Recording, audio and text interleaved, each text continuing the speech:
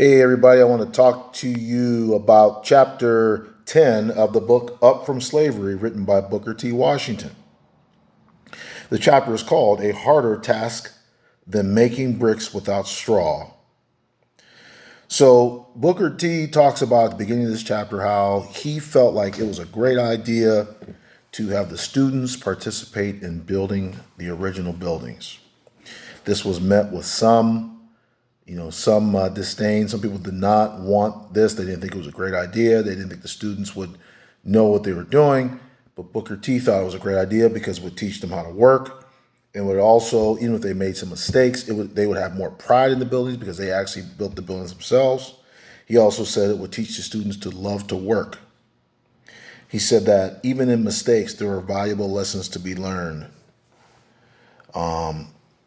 So he says that the 40 buildings that were part of the college, eventually student involved, each one of them involved some amount of student work that went into it.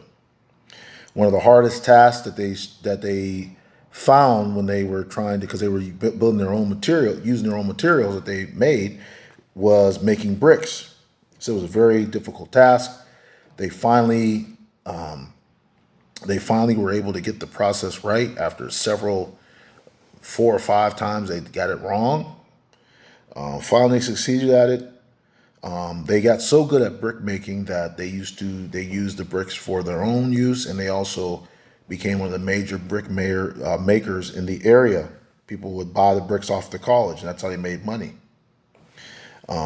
He said that this was great because he felt like because they were producing such a good product in the community, this helped them to gain respect from the white community, that they had value in the community. It added value to them, he said.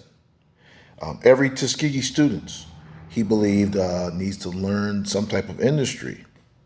A lot of parents, he said, protested that. They didn't want their kids learning industry. They just wanted them to have book knowledge.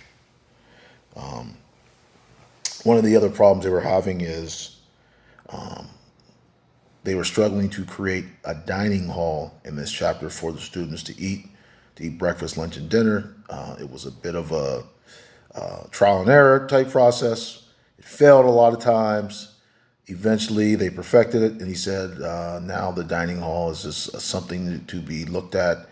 It became a great thing at the college. So that was chapter 10 of Up from Slavery by Booker T. Washington.